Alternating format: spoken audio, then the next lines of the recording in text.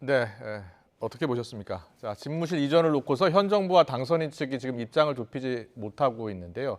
여야의 공방도 계속 갈수록 격해지고 있고요.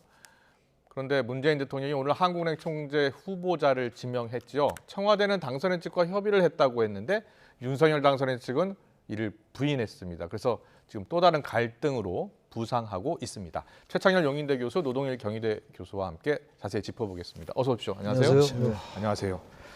문재인 대통령이 오늘 한국은행 총재 후보 이창용 IMF 국장을 지명했거든요. 지명하면서 당선인 측과 이제 협의를 했다 이런 발표가 있었습니다. 그런데 바로 당선인 측에서 협의한 적 없다라고 한 거예요. 누구 말이 맞는지 아직 모르겠습니다. 그런데 분명한 것은 소통이 잘 안 된 것 같아요. 어떻게 보셨어요? 그래서 저도 누구 말인지 모르는지 잘 모르겠어요. 네. 근데 양쪽에서 그냥 뭐 관계자 얘기한 것도 아니고 공개적으로 얘기한 건데 둘 다 거짓말 하겠는가?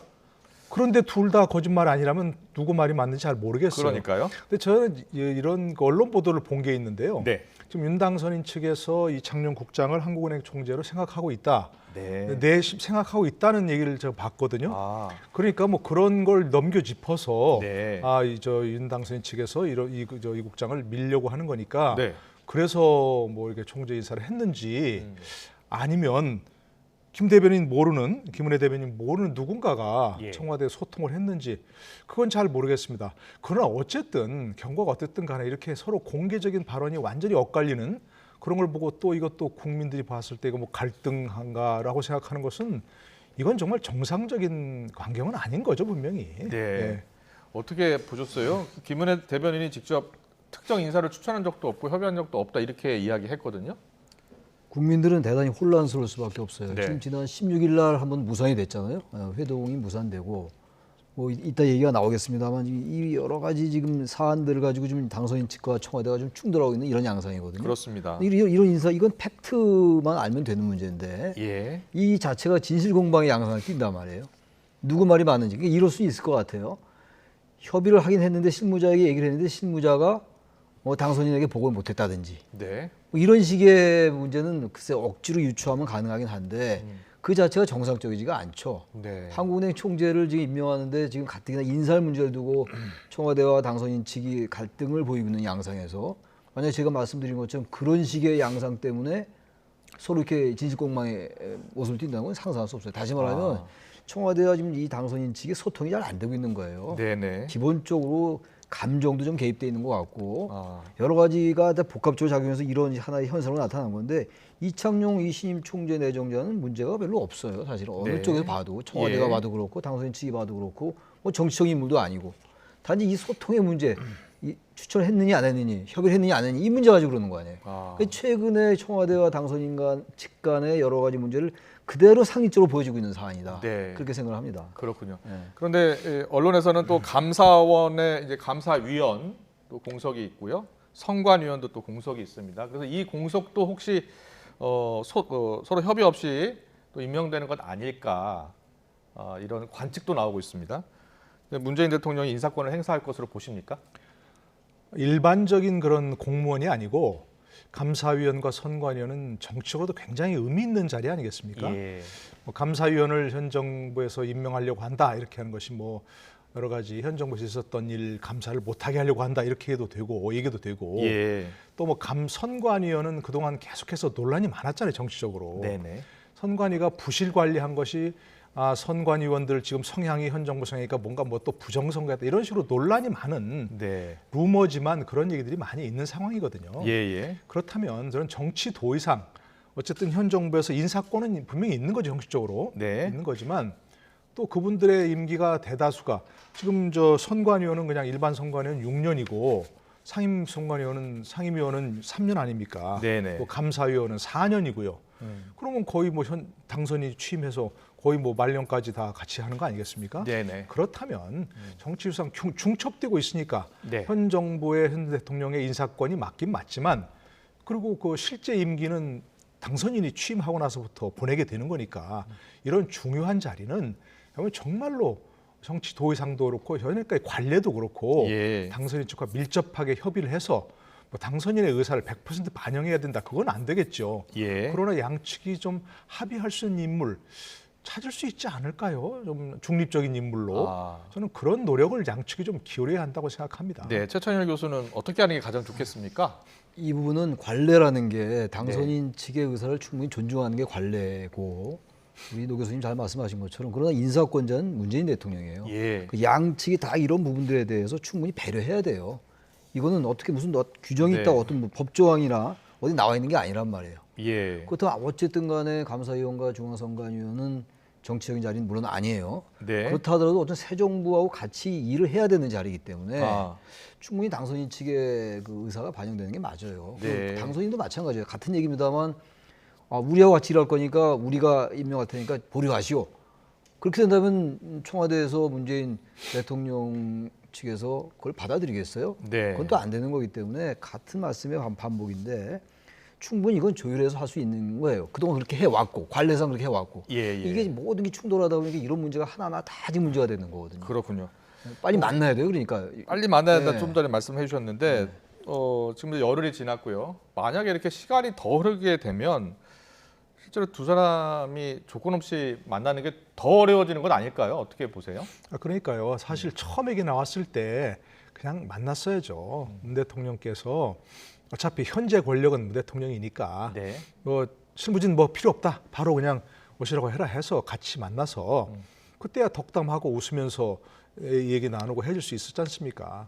그렇게 했었는데 시기를 좀 놓쳤어요. 예. 그러니까 지금 말씀하신 대로 자꾸 시간이 흐를수록 주변에서 뭐 이런저런 얘기가 나오고 있고 뭐 윤 당선인 측에서 청와대 측에서 이런 게 나올수록 네네. 사실 더 껄끄러워지는 거죠. 아. 그리고 자꾸 이제 이슈가 불거지면서 이런 문제를 갖고 충돌한다는 예. 본질이요 사실이든 아니든 간에 그런 것도 자꾸 모여지니까 네. 저는 지금이라도 두 분이 좀 결정할 수 있지 않나요? 네. 둘 다 정말 최고 권력자고 뭐 정치 경험이 어떻든 간에 최고 정치 지도자가 되었고 이제 예, 그런 예. 분들이라서 이 정도도 해결하지 못하면서 무슨 나라의 엄청난 갈등을 어떻게 해결하겠습니까? 더더구나 무슨 남북 통일을 어떻게 얘기합니까? 예. 그러니까 이 정도는 좀 빨리 해결해서 오늘 저녁이라도 네. 허심탄회 같이 만나시는 그런 좀 장면을 연출했으면 좋겠습니다. 그렇습니다. 우리 국민들도 대부분 이 대통령과 당선이 하루빨리 만나서 뭔가 좀 이야기를 허심탄회하게 했으면 좋겠다는 생각 많이 하고 있을 것 같아요. 이 전례가 없잖아요. 이렇게 예. 신구 대통령이 이렇게 갈등 양상을 빚는 게 전례가 없어요. 민주화 이후에 이게 네. 초유의 일입니다. 이 부분이. 네. 그런데요. 자, 이런 어떤 갈등을 수습해야 하는 정치권은 공방을 더 키우고 있습니다. 여야 공방 갈수록 더 격해지고 있고요. 권성동 의원, 안민석 의원의 오늘 오전 인터뷰, 라디오 인터뷰 내용 듣고 오겠습니다. 이 청와대 이전은 문재인 대통령이 두 번이나 공약했던 사안인데 실천을 못했죠. 네. 왜 그렇게 했습니까? 청와대 들어가 보니까 너무 좋은 거예요. 권력의 달콤함에 그래 포기를 했었던 아니, 것인데 물러가는 정부가 새로 출범하는 정부의 첫 번째 업무를 이런 식으로 나는 해방 놓는 건 처음 봤습니다. 이 정도 되면 대선 불복 아니겠습니까? 그러니까 제가 추측하기에는 민주당의 강경파들이 이 대선에 대해서 승복 못하는 강경파들이 이걸 갖고 좀 정치적으로 이용하자, 새 정부의 힘을 빼자, 이런 주장이 청와대에서 수용이 된 거죠. 오만이 묻어나는 권 의원님의 인터뷰 잘 들었습니다. 청와대 이전은 제가 볼 때는 정령군의 만행이라고 봅니다. 공적인 지위로 국민들을 공적인 데 써야 되는 그런 태도를 좀 가져야 되는 것인데요. 이렇게 번갯불에 콩볶아 먹듯이 속도주로로 하는 이유가 참으로 좀 미스테리하다. 협조할 건 협조하겠습니다. 그런데 터무니없는 MB 사면이라든지 청와대 이전 이런 것들을 저희들이 용납할 수가 없는 것이죠. 네, 국민의힘에서는 대선 불복 지금 주장까지 나오고 있고 민주당에서는 점령군의 만행이다 이런 표현까지 나왔습니다. 최천일 교수님 어떻게 보셨어요? 근데 이분들이 너무 이 언어를 예. 함부로 사용한다고 저는 느껴요. 언어를 함부로 사용하고 아니, 있다고요. 이 대선 불복이라는 아무 근거가 없잖아요. 네. 승복했지 않습니까? 예. 그리고 지금 청와대 이전에 대해서 청와대에서는 그야말로 인정한다. 예. 단지 안보 공백을 우려한다라는 게 대외적인 명분이란 말이에요. 근데 이걸 대선 불복이라고 이렇게 규정을 해버리면은 이거야말로 갈등을 완전히 증폭시키는 것밖에 안 되는 것이고 예. 안민석 의원도 마찬가지예요. 이걸 점령군의 만행이다? 아니 청와대 이전에 대해서 지금 문재인 대통령도 받아들인다고 얘기했던 거 아니겠어요? 네. 근데 이 부분을 지금 계속 공약했던 것이고 과거에 문재인 대통령도 후보 시절에 공약했던 거였단 말이에요. 19대. 네. 네. 근데 이 부분을 지금 민주당 의원이 점령군의 만행이다. 아. 이렇게 얘기한다는 건 이분들이 그야말로 강경파로서 양쪽의 갈등을 이용해서 뭔가 하려는 게 아니라면 이렇게 얘기할 이유가 있겠냐고요. 네. 얼마나 답답합니까? 말이 안 되는 얘기들이에요. 그리고 청와대 MB 사면이라든지 청와대 이런 것들 저희들이 용납할 수가 없죠. 용납이라는 단어가 말이 안 돼요. 이거 용납하고 안 하고의 문제가 아니란 말이에요. 대통령과 지금 당선인이 충분히 협의해가지고 할 수 있는 문제들이거든요. 네, 네. 근데 이걸 왜 두 분이 나서서 이렇게 갈등을 또 양상을 또 증폭시키고 공방을 또 가열시키냐고요. 네. 이런 분들 때문에 항상 우리 정치가 불신의 늪에 빠지고 자꾸 쓸데없는 공방으로 가고 국민들이 볼 때 이거 민생과 아무 관련들이 없어요. 네. 그러니까 이분들이 자제해라. 그런 말씀 안 드릴 수가 없습니다. 제가. 네네. 두 분 다 좀 자제했으면 좋겠다라는 의견을 주셨어요. 이제 이분들은 뭐 현 사안의 당사자가 아니잖아요. 네. 고개자들이고. 근데 저는 뭐 대선 불복이란 그런 건 아니지만 분명히 아니지만 현재는 이제 대선의 연장전 그리고 이제 좀 있으면 또 지방선거가 있잖아요. 그렇습니다. 지방선거의 6월 전초전격이라고 생각해요. 기싸움이라고 하는 그런 것들이. 그러니까 지금 현재 문재인 대통령도 국무회에서 그런 얘기를 하셨잖아요. 처음에 이제 역대 최소 차로 이겼기 때문에 예. 뭐 국민 화합이 중요하다 이런 것도 아마도 그 당시 청와대 분위기, 또 민주당의 청와대 분위기를 반영한 것이 아닐까 네. 싶고. 예, 예. 그리고 또 한 가지는 이제 현재 이 양쪽이나 민주당이나 이제 국민의힘이나 네. 있으면 선거를 치러야 되잖아요. 근데 이 문제를 고리로 해서 결국 밀릴 수 없다 네. 하는 그런 쪽으로 지금 흐르는 것은 아닌가 싶은데 예. 뭐 당연히 자제를 해야 되는 그런 것들이죠. 네, 예. 네. 알겠습니다. 앞서 저희가 영상으로 잠깐 보여드렸는데요. 통이동 집무실 앞에 취재진들을 위한 프레스 다방이 차려졌습니다. 윤 당선인이 오늘 이곳을 찾아서 기자들과 간단히 차담회를 가졌죠. 이 자리에서 문재인 대통령이 북한 김정은 위원장에게 받았던 이 풍산개를 어떻게 할 것인지에 대한 질문도 나왔습니다. 윤 당선인이 뭐라고 했는지 듣고 오겠습니다. 강아지는 아무리 정상간 뭐 해서 받았다 해도 키우던 주인이 계속 키워야지 주인이 바뀌면은 강아지는 좀 일반 물건하고 다르죠. 네, 그래서 그거는 뭐 나는 오히려 키우던 주인이 계속 키우는 게 맞지 않나 싶은데 저한테 주신 다음 내가 잘 키우고 근데 글쎄 우리가 아무리 그래도 이 동물을 그렇게 꼭 사람 중심으로만 생각할 게 아니고 정을 자기한테 많이 쏟은 주인이 계속 기르게 하는 것이 그게 오히려 그 선물의 취지에 맞는 거 아니겠어요? 한남동 공간을 좀 쓸 생각인데 거기로 데려가야죠. 근데 뭐 좀 늦어지면은 서초동에서 키워야 되고. 네, 이 풍산개는 남북 정상회담 때 문재인 대통령이 이제 국가 원수 자격으로 받은 선물입니다. 이 경우에 이제 풍산개의 소유권은 청와대에 있는 것인지 아니면 고태임을 문재인 대통령에게 있는 것인지 잘 모르겠어요. 그래서 그게 무슨 법적으로 뭐 어떻게 되는지 모르겠는데 예. 지금 윤석열 당선인의 말이 좀 맞는 것 같아요. 물론 국가 원수 자격으로 주고 받은 거지만 네. 정상간에 받은 거지만 그분을 뭐 청와대 소유다 이렇게 갈 건 아니잖아요. 문재인 대통령이 키웠잖아요. 예. 근데 그걸 무슨 이제 와서 다시 뭐 이게 청와대에 그 문재인 대통령이 있을 때 받은 거니까 네. 청와대에 남겨놓고 와야 된다. 아니면 후임 당선인, 후임 대통령에게 줘야 된다. 이건 제가 볼 때 네. 일반적인 그 정서에 좀 안 맞는 것 같아요. 여기서 이런 걸 가지고 따질 게는 아니지 않느냐. 예. 윤석열 당선인의 말이 100번 맞다고 생각합니다. 네, 알겠습니다. 뭐 문재인 대통령도 워낙 강아지를 좋아하고 또 윤석열 당선인도 좋아하니까요. 근데 본래 정상간 선물 주고받은 건 개인에게 귀속되는 게 아니고 네. 국가에 귀속되는 거랍니다. 외국 그렇군요. 경우를 보더라도 예. 여러 가지 뭐 이제 물건이라든지 뭐 이렇게 받은 비싼 물건이라 하더라도 그건 아무리 또 사소한 물건이라 하더라도 예. 남겨두고 가는 게 그건 그렇군요. 당연한 겁니다. 국가 원수 자격으로 받았기 예, 때문에. 그런데 이제 저건 반려견은 예. 또 조금 케이스가 다른 거죠. 네. 일반 무생물처럼 이런 선물 받은 게 아니고 저거는 아. 정말 지금 말씀하신 대로 서로 반려견이니까 네, 네. 그동안 키웠던 거니까 또 문 대통령께서 뭐 좀 현재 사저 짓는 데가 뭐 넓은 좀 양산도 예, 이런 거 아닙니까? 그렇습니다. 예, 그러니까 그런데 뭐 같이 가도 네. 뭐 그 무리는 없겠죠. 그걸 뭐 누가 왜 그 국가 건데 왜 가져가냐 이렇게 하지는 않을 것 같습니다. 그것도 역시 예. 두 분이 만나서 그렇죠. 네, 만나서 이야기를 나누면 좋겠습니다. 알겠습니다. 그리고 윤석열 당선인의 대통령 취임식이요 국회 광장에서 진행하기로 했습니다. 발표가 있었죠. 그런데 관심이 최근 사면된 박근혜 전 대통령도 초청 대상이 될 것인가, 또 박 전 대통령이 과연 참석할 것인가도 관심이에요. 어떻게 예상하세요? 저는 참석을 초청을 하는 게 좋을 것 같고요. 예, 예. 그리고 통합을 한다는 거잖아요. 그리고 사면도 했잖아요. 네, 만약에 초청을 안 한다면 사면의 의미가 퇴색될 수밖에 없죠. 그래서 그렇군요. 저는 예. 문재인 대통령 그리고 윤석열 당선인 그때 대통령이겠죠. 취임식을 할 때니까 네네. 그 박근혜 전 대통령도 같이 참석을 해서 네네. 그게 이제 국민들에게 보여주는 통합이거든요. 아. 언제까지 과거의 그 국정농단 뭐 그 문제를 가지고 계속 얘기할 수는 없는 거 아니겠어요? 예, 그런 예. 의미에서 여러 가지 반대 의견도 있습니다만 사면을 했던 것이고 예, 예. 전 그래서 어쨌든 간에 취임식에 초청하고 그리고 또 국민들에게 그런 모습을 보여주고 새로운 시대로 가야죠. 언제까지 갈등을 겪고 그런 문제 가지고 언제까지 그래서 서로 이렇게 힘들게 싸우겠어요. 예. 뭐 그렇게 할 것 같습니다. 네. 초청하고 참석할 것 같습니다. 참석할 것 같다. 노동일 교수님은 어떻게 전망하세요? 되게 좀 특수한 신분이잖아요. 네. 대통령직에서 탄핵으로 파면된 신분이거든요. 아, 그러니까 물론 이제 뭐 아마 윤 당선인이나 이제 앞으로 이제 취임할 정부 이쪽에서는 이제 뭐 초청을 하고 싶겠죠. 예. 초청할 수도 있을 겁니다. 아마 초청장을 보내고. 네. 그러나 저는 본인이 사양하시지 않을까 싶어요. 아. 건강 문제로. 아. 이제 건강이 좀 참석하기 어렵다. 네네. 막 이런 그 명분으로 참석하지는 않을 거 아닌가 싶습니다. 네, 알겠습니다. 두 분 다 좀 예상이 서로 이제 관측이 달랐는데요. 지켜보겠습니다. 이제 취임식은 5월 10일입니다.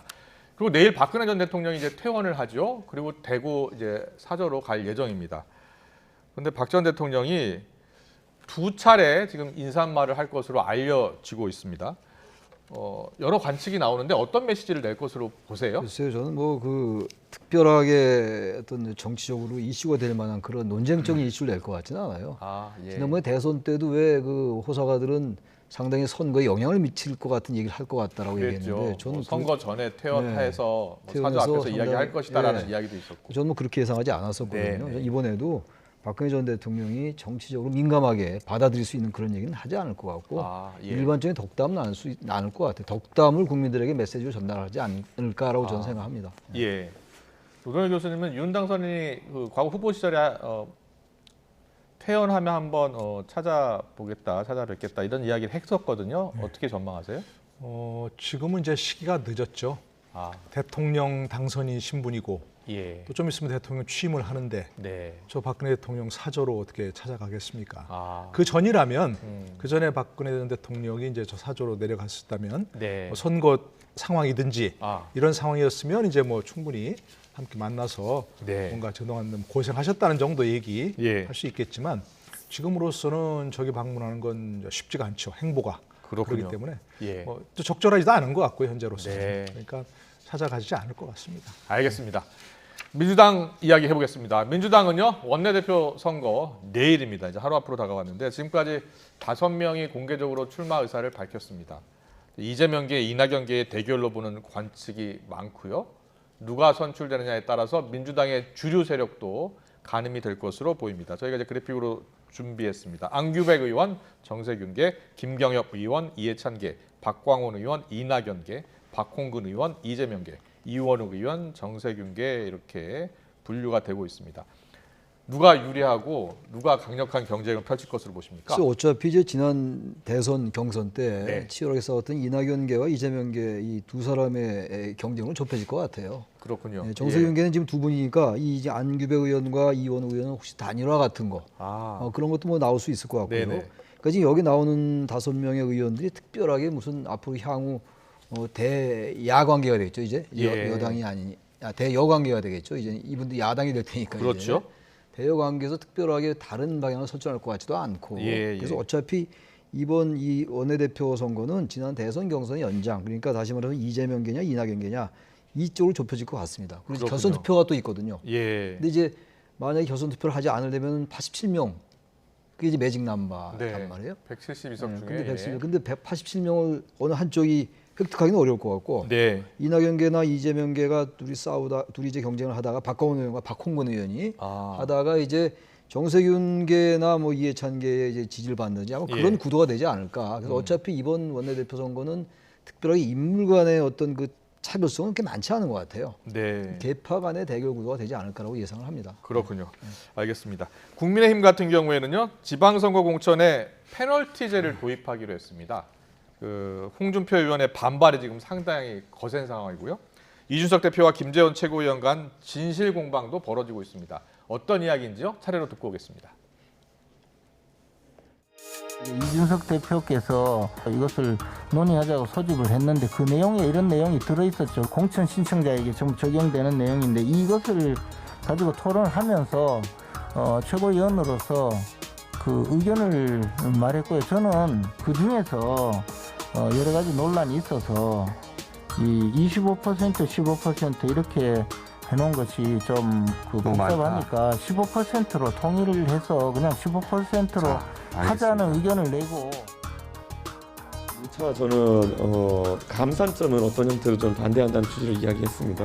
오늘 공교롭게도 김재원 최고위원님이 방송에 나가셔가지고 뭐 제가 35% 하자 그랬는데 본인이 25%를 줄였다는 취지로 발언하셨는데 이게 뭐 회의록도 다 남아 있고 그 회의에 참석한 여러 배석자들이 전혀 그런 상황이 아니었다고 이야기하는 상황 속에서 김재원 최고위원님이 최근 논의가 좀 본인이 대구시장 출마하는 상황 속에서 여러 오해를 사시니까 이 당대표에게 뒤집어 씌우는 거는 이게 무슨 상황인가 하는 생각을 제가 좀 하고 있습니다.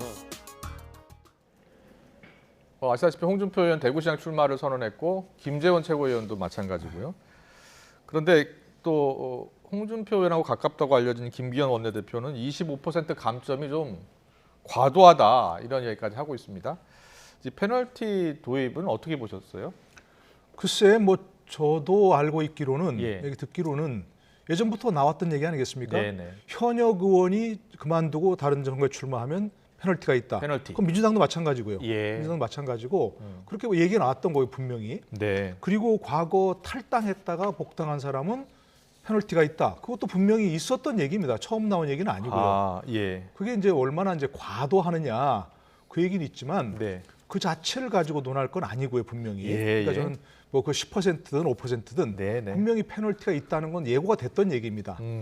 그런데 그것이 이제 25%로 일단 결정이 됐으니까 그러나 공천 관리에서는 다시 또 논의할 수 있다는 얘기죠. 네. 그게 논의하면 되는데 아, 아까 보신 김재원 최고위원, 이준석 대표 나와가지고 서로가 그 논의한 최고위원회에서 논의한 내밀한 얘기들을 뭐 이게 저 맞느니 저거 맞느니 서로 이게 참 하는 것들 보면 네. 아니 저게 무슨 저는 정치하는 분들이 상당히 대인배들이 하는 줄 알았어요. 예. 그런데 어떻게 좀 전에 얘기한 거 문재인 대통령과 윤석열 당선인도 그렇고 네. 저분들도 저렇게 저거 참 치졸한 모습을 보인다. 네. 저것들은 서로 뭐 그 부분은 서로 회의에서 논의했던 얘기니까 말을 아껴야겠습니다. 안 하겠습니다. 이래야 정치의 이른바 금도라는 거 아니겠어요? 근데 뭐 나는 뭐 찬성하지 않았는데 뭐 했다 이렇게 하는 거는 네. 정말 정치로 하는 분들로서는 정말 국민들로서 눈살 찌푸리게 하는 얘기죠. 그렇군요.